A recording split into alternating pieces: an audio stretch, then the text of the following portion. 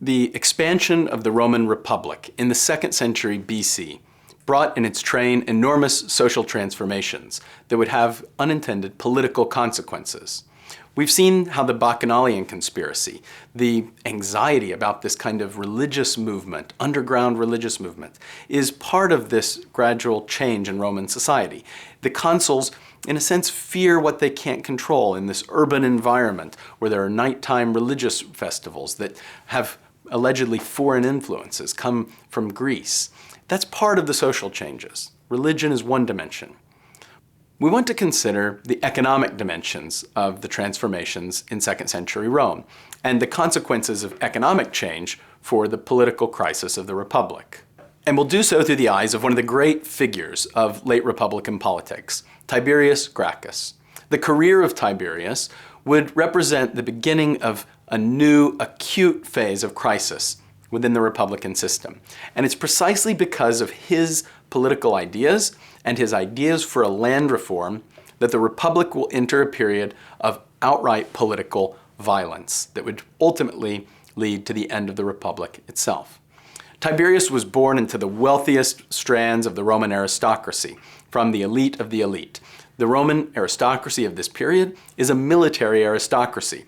They're a wealthy, traditional set of families, all of which compete with each other for military commands. And so the sons of the aristocracy in this world serve as military officers.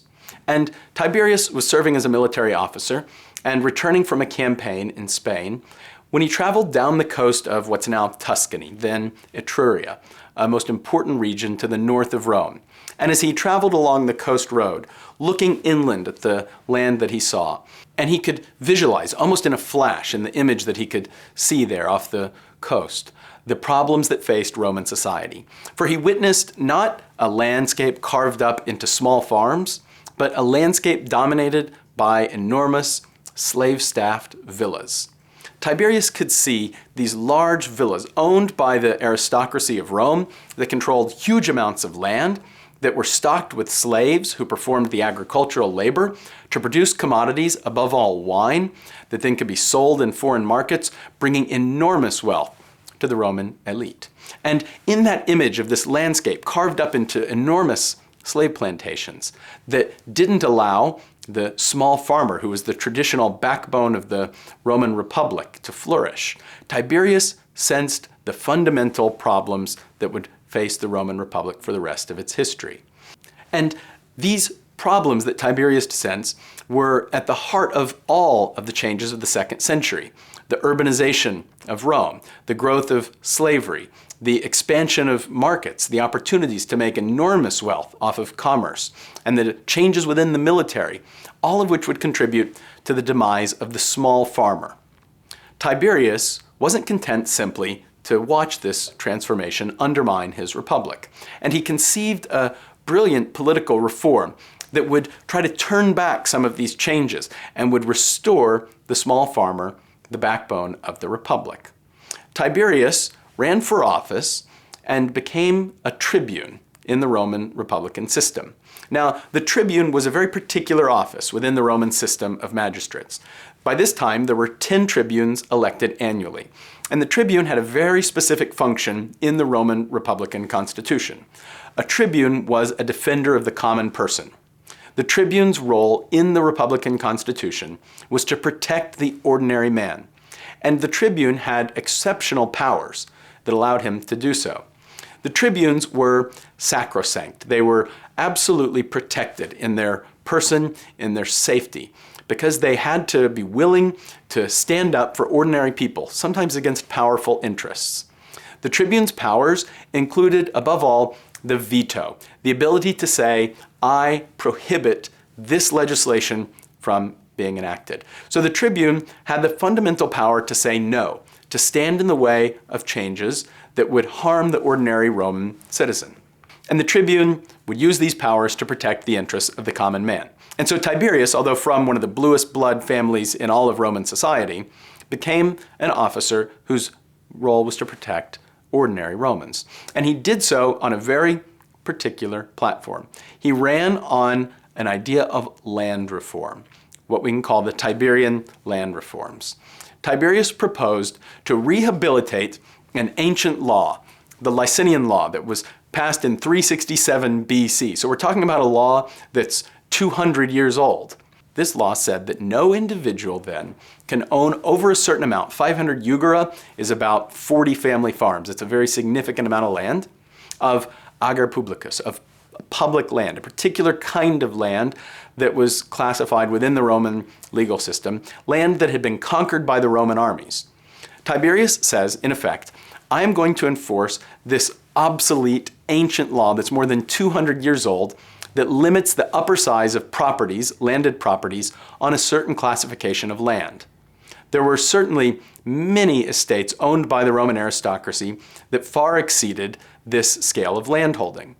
It would be like if we found a law that was 200 years old. So imagine a law that was passed in the presidency of George Washington that had fallen into desuetude, that said something like no individual can own more than 100 acres, or no individual can own more than, say, $500,000. Maybe that's a better way of estimating it. But today that would seem very small. And that must have been something like the way the Roman aristocracy reacted to the reforms of Tiberius, that he had found this ancient law that was technically on the books but was largely obsolete and intended to enforce it, so he would set upper limits to the size of their properties.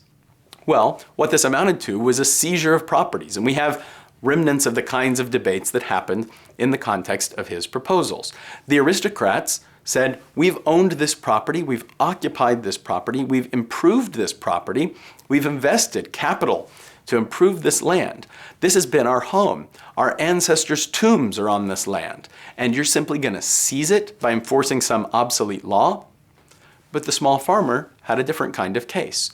Imagine the veteran saying, this is public land. This is land that was conquered by the Roman armies, the armies that ordinary citizens and soldiers, such as myself, had served in. Tiberius proposed to take the land that he was going to redistribute and give it to small farmers, especially veterans, men who had served their republic in the army, to give it to poor people, to ordinary people. And so the land reform that he proposes has a very profound class-based impact. The wealthy, the aristocrats who own large tracts of land, oppose this kind of reform and see it as an egregious act of theft, of the state stealing their land and redistributing it. The small farmer sees it as a wise Republican reform, sees it as a way for the republic to revitalize itself, to give what is due to those who have served in the Roman army. Tiberius is brought into office on this platform, but he faces immediate opposition. In fact, opposition from one of his colleagues, one of the other tribunes, who also has the veto power and who represents the interests not of the common man, but of the wealthy senatorial aristocracy, and who begins to use his veto power to block Tiberius's efforts to redistribute land. There's a certain irony in this, that another tribune, who should be acting in the interest of the common Roman, uses his powers to block the land reforms of Tiberius. Tiberius is furious, and he makes every maneuver he can to try and overcome his opponent, to try and dissuade him. He, in fact, takes extreme measures. He practices what we would consider a government shutdown. He begins vetoing every single act of every single magistrate in the Roman Republic, shutting down the entire system of government. And when his colleague still refuses to budge, Tiberius proposes an unprecedented action. He proposes that his colleague, his fellow tribune, be impeached, be turned out of office because he's failing to protect the interest of the common man. This is a radical and unprecedented act, and it scared even Tiberius's own supporters, who realized that if the tribune could be thrown out of office, that it would set, in fact, a dangerous precedent that would undermine the office of the tribune in the long run, because then it meant that a tribune taking unpopular action could simply be turned out of office. Nevertheless, Tiberius was intent, and he had his colleague thrown out of office, and he then stood unimpeded and was able to begin enforcing his land reforms. Tiberius and his brother and another ally began to carry out their land reforms. And we know that already in this year, 133 BC, that his land commission is taking action to redistribute land. But As the year progressed, his progress was continually impeded by the Senate, who didn't wish to see his land reforms carried through. And as the year reached its end, so would Tiberius's tenure as tribune. And Tiberius knew that if he was no longer tribune, that first his land reforms would be undermined, and that secondly, he himself would be in grave danger. No longer protected by the office itself, he would probably be a likely target of political violence. And so Tiberius took another extraordinary act. He ran for re-election as tribune, again violating tradition within the Roman Republican Constitution. And as Tiberius campaigned for re-election, this time the campaign itself became clouded by an atmosphere of violence. His opponents, especially the wealthy senatorial aristocracy, accused him of aiming at tyranny. They accused him of taking unprecedented actions, having his colleagues thrown out of office, having himself re-elected beyond his term, so that he could redistribute land. In the eyes of the aristocrats, he was a dangerous demagogue. But to his own constituency, the common people of Rome, he was a hero. His re-election campaign was marked by an air of increasing violence. And on the day of the election itself, Tiberius went into the heart of Rome, and where he was surrounded by a mob of people, another group of senators meeting on the other side of Rome set out across the city and came to Tiberius and slew him, killing him, spilling blood in the streets of Rome. Tiberius was assassinated by a band of senators who claimed to be acting in the name of Republican liberty, in the name of the Constitution, who claimed to be acting against a dangerous demagogue who had broken precedent time and again to carry out his reforms. Tiberius claimed to be acting in the interest of the common man, to be upholding the values of the Republic against the wealthy interests that were undermining it. The career of Tiberius Gracchus, above all, proves how fundamentally important it is within a republic, a res publica, to maintain a community of interest. The career of Tiberius Gracchus teaches this lesson, that when the interests of different elements of society are so divergent that they lack the ability to form a consensus, that violence becomes possible. And the assassination of Tiberius Gracchus was the beginning of a new and more violent period of Roman politics.